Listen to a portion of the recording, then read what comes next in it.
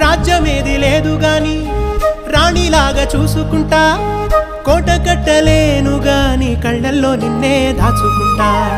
రాత ఎట్లా రాసి ఉన్నా ఆ మార్చి నీతో రాసుకుంటా. స్వర్గమంటూ ఉన్నదంటే అది నీతోనే ప్రతిరోజు పంచుకుంటా. నిన్ను గన్నవి నాన్నకన్నా అల్లారు ముద్దుగా సాదుకుంటా. నీకు కోపం వస్తే కొంత దూరం ఉంటా, నువ్వు గీత గీస్తే నేను దాటనంటా. కంట నీరు కంటి రెప్ప దాటకుండా కాటుకై కావాలుంటా.